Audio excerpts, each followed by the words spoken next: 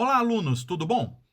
Vamos continuar com a nossa disciplina de programação e hoje nós vamos ver um novo tipo de dados, né? Um tipo de dados chamado vetores. Primeiro, o que é um tipo de dados? É uma forma de organizar nossas informações. Nós, quando criávamos uma variável, nós tínhamos que definir que tipo de dado aquela variável tinha. Então nós tínhamos que definir se ela era um inteiro, se ela era um float, se ela era um caractere.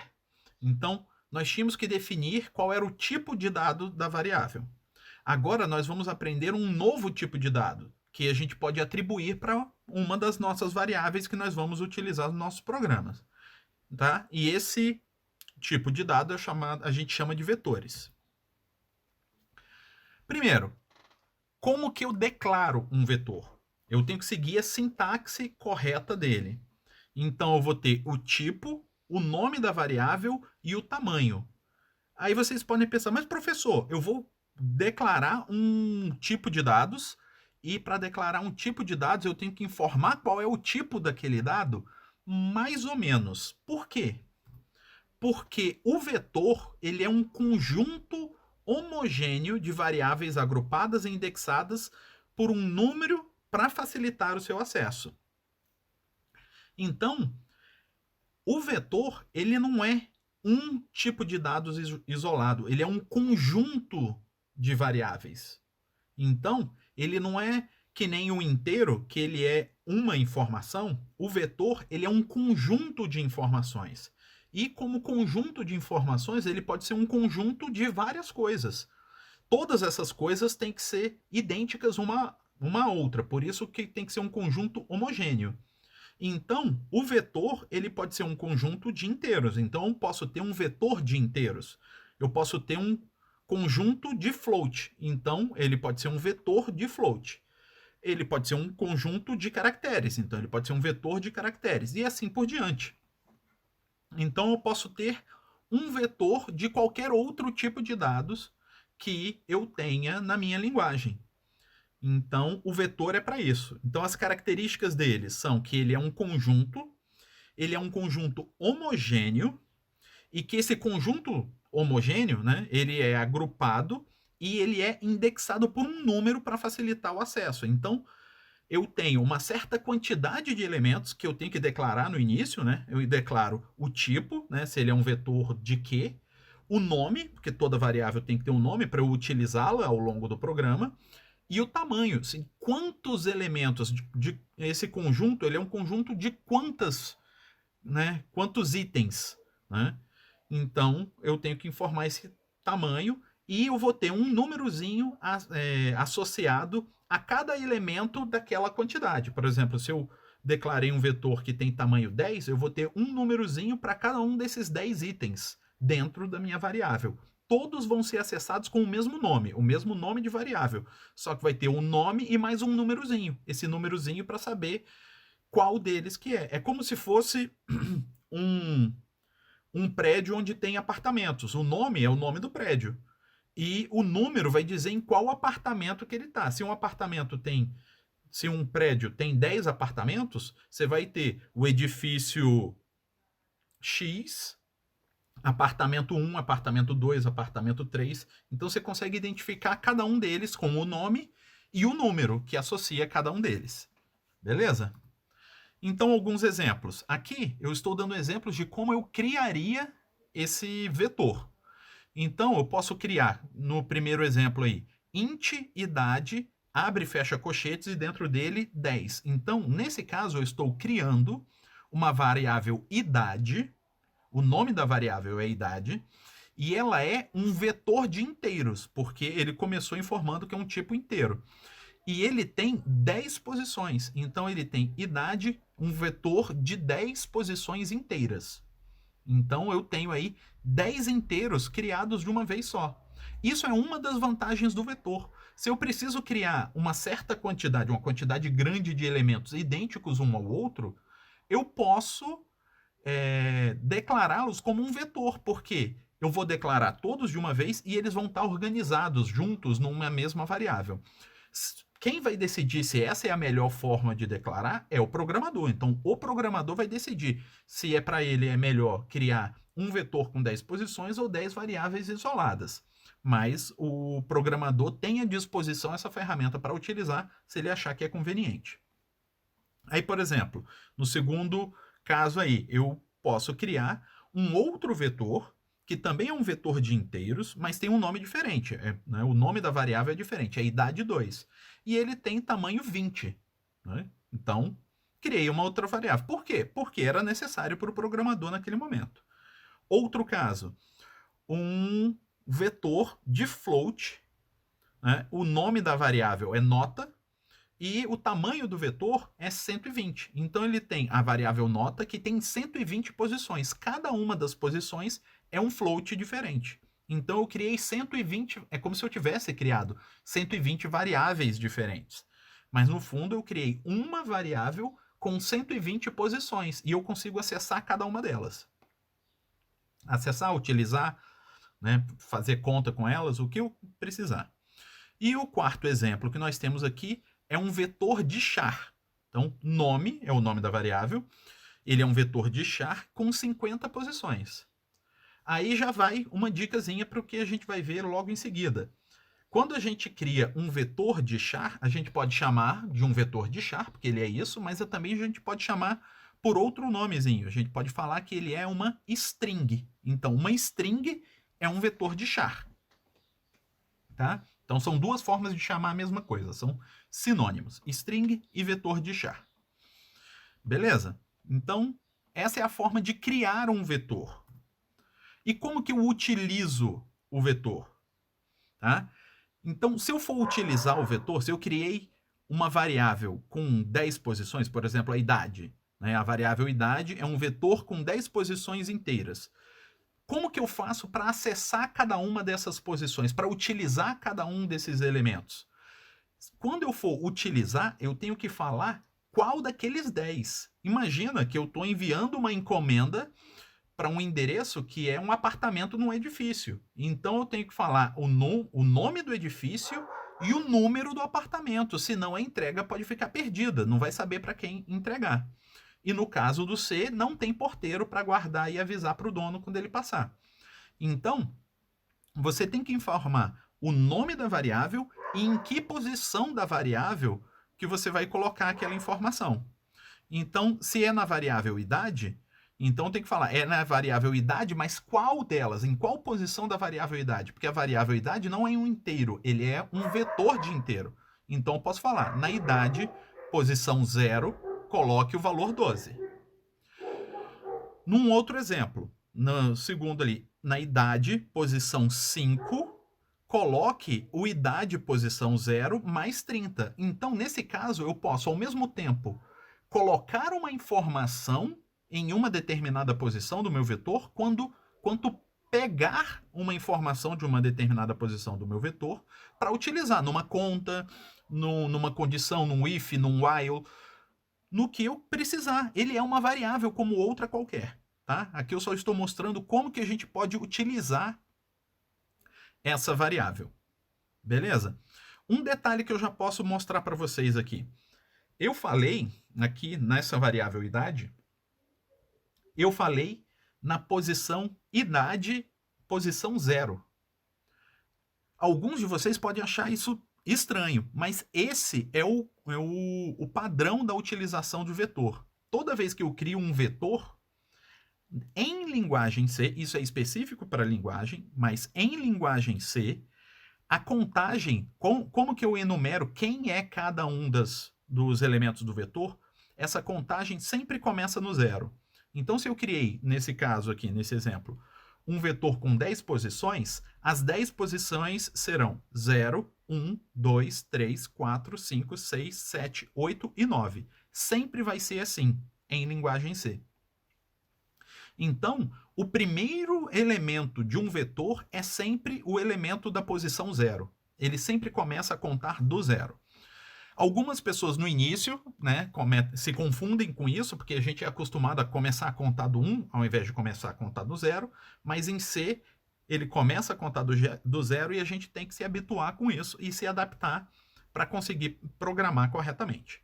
Então, a posição 0 do vetor é a primeira, a posição 5 do vetor é a sexta, tá? Porque ele começa a contar do zero. Aí, outro exemplo, nota índice 10. Lembra que o nota a gente criou no slide anterior como um vetor de float. Então, eu tenho que passar para ele um float, não inteiro. Então, o nota índice 10 recebe 7,8, por exemplo.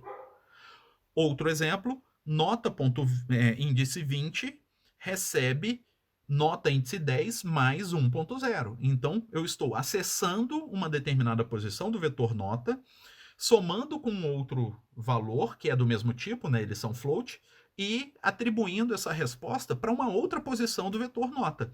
Tudo isso está correto. E como eu disse, eu posso utilizar essas variáveis, né, esses vetores, cada um dos elementos do vetor, para um condicional também. Então eu posso colocar um if, tipo, se idade 2 índice 0 for igual a idade índice 0, sei lá, faz alguma coisa, né? Mas eu posso utilizar essa posição, uma posição específica do vetor na comparação. Eu posso comparar uma posição do vetor com a posição de um outro vetor, posso comparar a posição de um vetor com um valor fixo, posso fazer o que eu quiser. É uma variável, então eu posso fazer o que eu consigo fazer com uma variável. E outro caso seria o while idade 2, índice 2 maior do que idade índice 5, por exemplo. Tudo isso está correto. Agora, alguns exemplos de coisas que estariam erradas. Quais seriam? Por exemplo, idade 2 recebe idade. Se idade 2 é um vetor e idade é um outro vetor, isso pode gerar problemas. Via de regra, isso vai dar errado, porque se a gente quer passar uma posição específica do vetor idade 2 para outro vetor específico do vetor idade, ou o contrário, né, no caso, a gente tem que informar a posição. Se a gente falar assim, parece que a gente quer fazer o vetor todo. Para fazer o vetor todo, o C ele não faz o vetor todo assim, essa cópia do vetor todo. A gente tem que copiar um por um.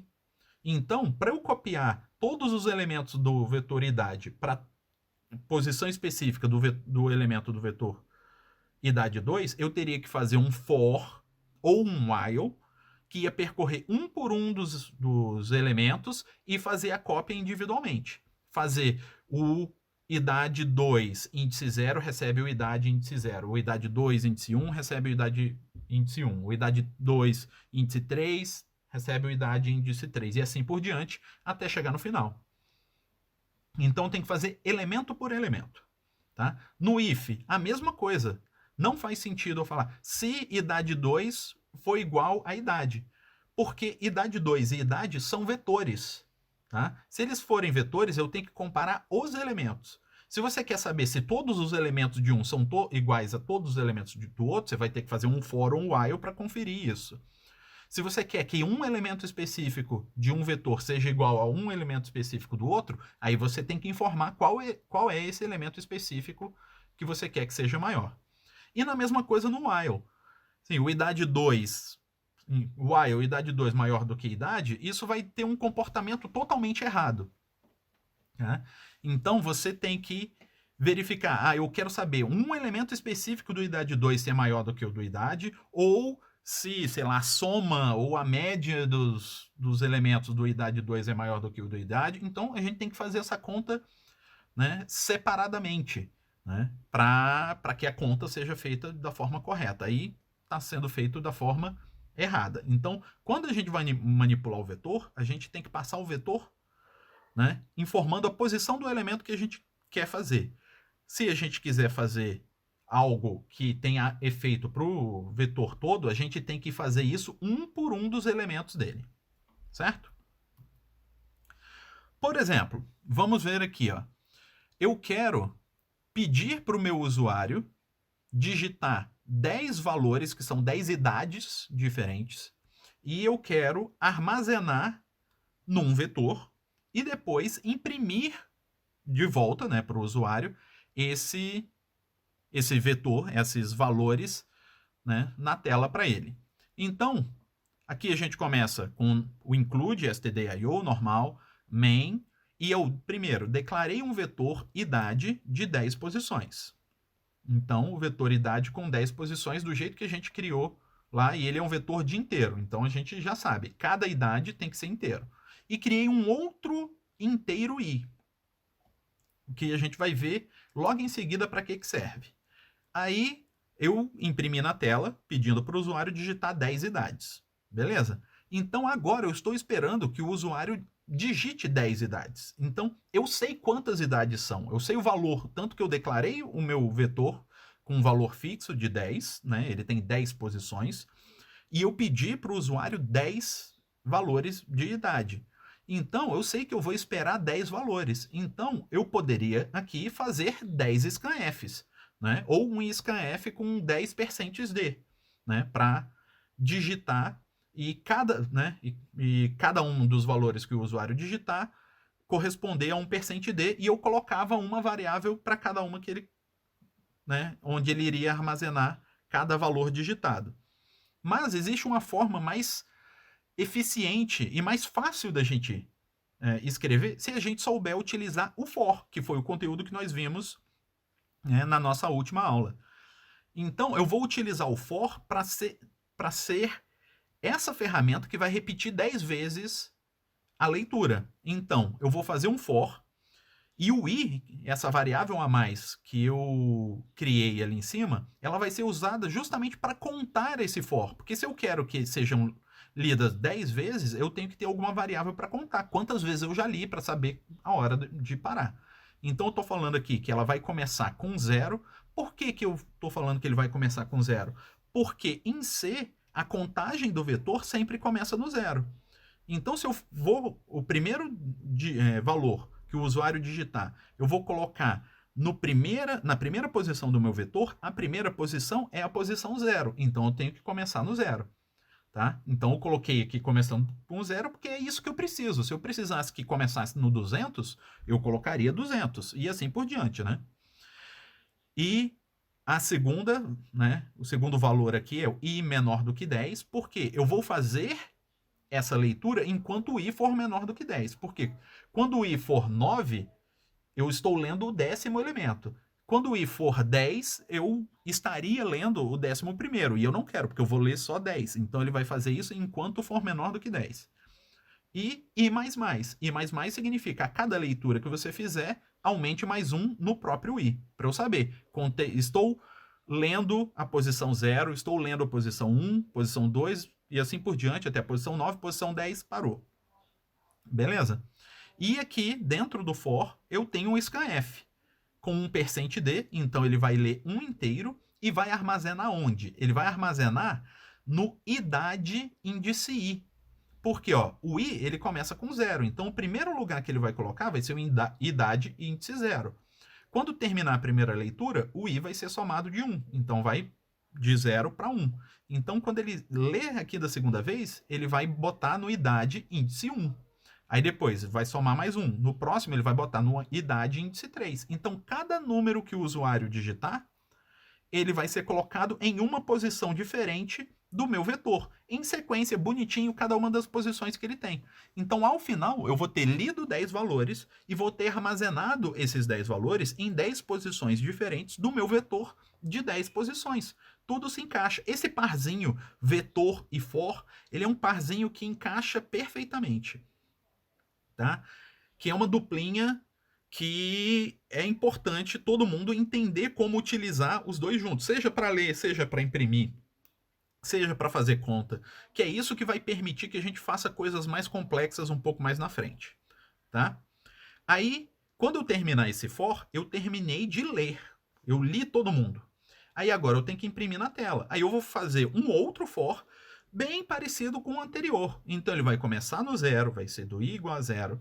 Depois ele vai seguir enquanto o i for menor do que 10, e a cada passada ele vai aumentar de 1. O que vai mudar é que ao invés de ler do teclado o que o usuário digitou, eu vou imprimir na tela. Vou imprimir o que está armazenado no meu vetor. Então eu vou imprimir idade, né, abre e fecha colchete, e dentro eu vou botar a posição igual %d, que aí eu vou colocar o valor que está armazenado naquela posição do vetor, né? Passando i para informar qual é a posição e idade índice i para informar qual é o valor que está naquela posição do vetor. Executando isso, eu consigo, né, fazer o usuário digitar 10 valores e eu imprimir na tela depois para ele o resultado desses 10 valores. Então, isso daqui é a utilização mais simples de um vetor para receber e armazenar informação e depois para mostrar na tela. Tá? Isso é o básico do básico. A gente vai começar a construir daí coisas um pouquinho mais elaboradas utilizando vetores. Beleza? Então, isso daqui é o primeiro exemplo mais simples possível de um vetor. Aí, em seguida, eu tenho que falar daquele tipo bem específico de vetor, que é a string. Como eu disse para vocês, a string é um vetor de caracteres. Tá? String é especificamente vetor de caracteres. Se for vetor de qualquer outra coisa, não é string, mas continua sendo vetor. Tá? Então, definição: toda string deve ser terminada com um caractere nulo, 1/0. Por isso, normalmente se define string com um espaço a mais, justamente para armazenar esse caractere nulo. Normalmente a gente pensa uma string como uma frase, um texto. E a gente tem que lembrar que isso é a característica específica de string. Todo texto, toda frase, toda palavra, toda sentença, ela tem uma quantidade de letras, uma quantidade de caracteres. Aí, letras, caracteres, a gente está contando espaço em branco, vírgula, ponto, tudo. Né? Mas na string, ela sempre vai ter um caractere a mais, que é esse terminador nulo. Esse terminador nulo é exatamente para informar ao programa que ali acaba a string, que aquele é o último caractere da string. Porque tudo pode ser entendido como caractere no programa. Então, se não tiver uma forma específica de informar que aquele é o último caractere, o programa pode sair imprimindo tudo que ele aparecer pela frente e fazer algum comportamento estranho. Então, normalmente, né, a string ela vem com o último caractere como um caractere nulo. Então, se você quer escrever uma palavra que tem 10 letras, na verdade você vai precisar de 11. 10 para as 10 letras que vão aparecer e mais um que é o caractere nulo que vai aparecer logo depois. O caractere nulo, ele não se imprime, você não vê ele na tela, mas ele está ali para mostrar para o computador que a string acabou.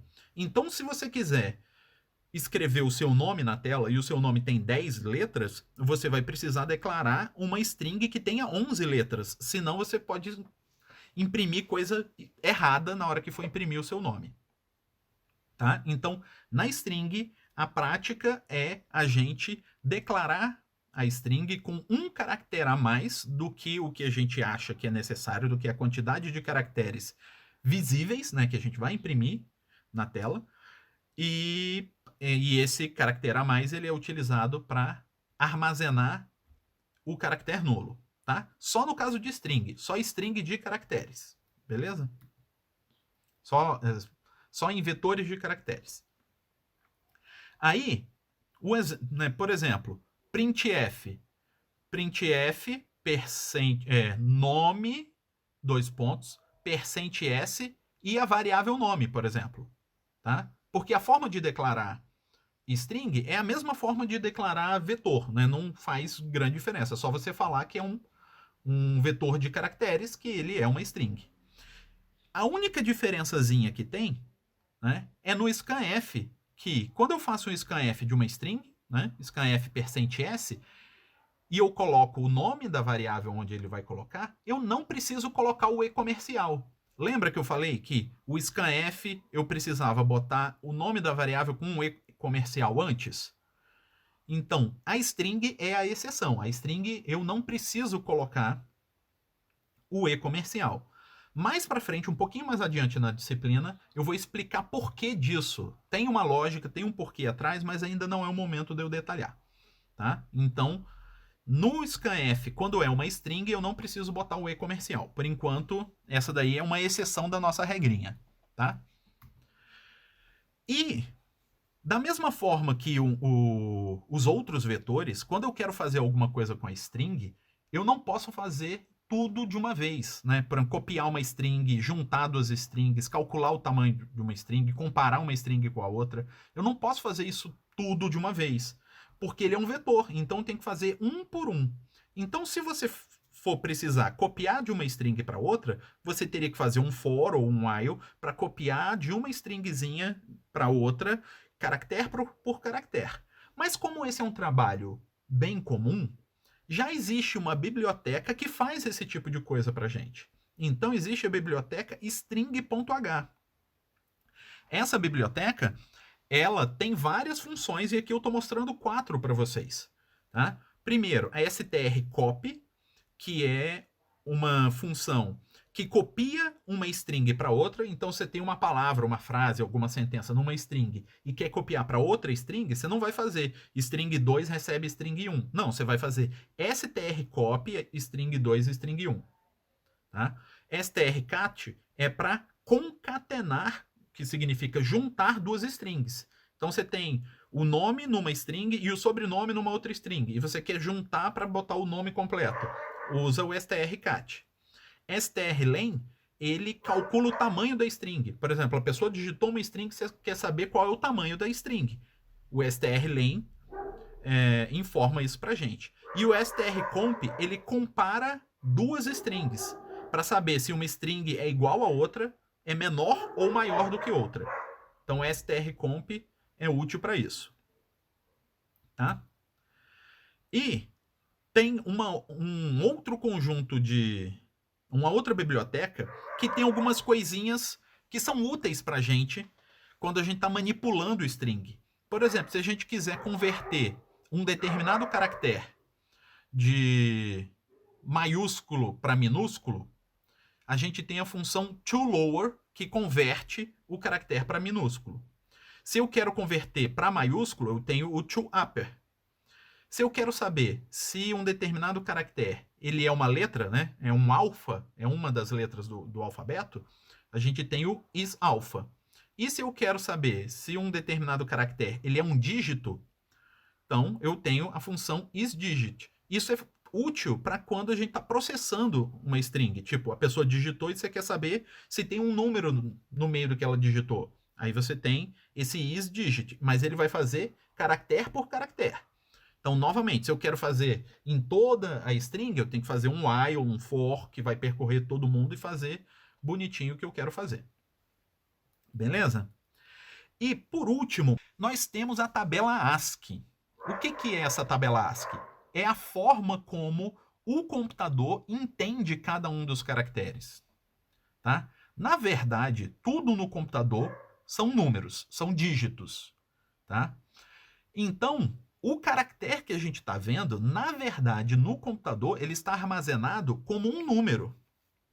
Então, nessa tabela, ele tem algumas partes, algumas seções. Tem as partes iniciais, que são os caracteres de controle.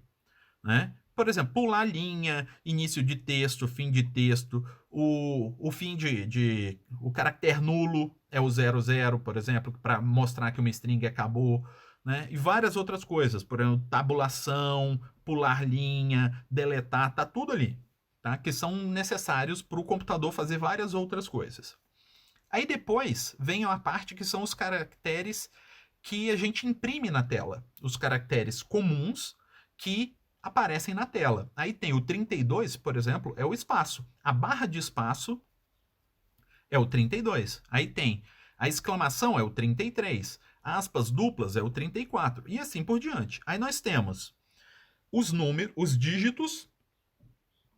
Por exemplo, o dígito 0 é o número 48. O dígito 1 é o número 49. E assim por diante até o dígito 9, que é o 57. Aí tem algumas pontuações, aí depois a gente chega nas letras. Primeiro estão as letras maiúsculas. 65 é o A maiúsculo, 66 é o B maiúsculo, 67 é o C maiúsculo, e assim por diante até o Z. Mais algumas pontuações e depois nós temos as letras minúsculas.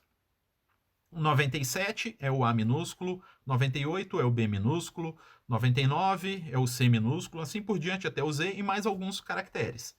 Então, com isso tudo, nós temos os caracteres que a gente vai utilizar. Então, quando eu crio uma string e eu coloco caracteres lá dentro para formar uma palavra, um nome ou alguma coisa, na verdade, eu estou botando números, só que números que o computador vai entender que não é um número comum, é um número que representa um caractere. E na hora que ele for imprimir na tela, ele não vai imprimir o número, ele vai imprimir o caractere correspondente àquele número.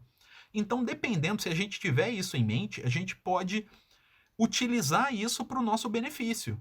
Né? Quando a gente estiver manipulando com strings, se eu quiser mudar um caractere, eu posso só mudar esse número, a não ser que eu queira atribuir diretamente o caractere, mas eu posso brincar com isso à medida que a gente estiver utilizando. E a terceira parte dessa tabela ASCII são os caracteres, né, da parte estendida, que são os caracteres especiais que depende de qual linguagem, de qual idioma você está utilizando. Por exemplo, C cedilha, U com trema. Isso existe em alguns alfabetos e não existe em outros alfabetos. Então essa parte aí, ela é numa parte estendida, que é uma parte que pode mudar dependendo das configurações do seu teclado, das configurações do seu sistema, de um monte de configuração que essa parte estendida pode ser diferente. Beleza? Então essa tabela ASCII é útil para quando a gente está manipulando com string, para a gente saber o que significa cada um daqueles caracteres na nossa string, né? Na nossa variável do tipo vetor de caracteres. Beleza? Por enquanto é isso, pessoal. Até mais.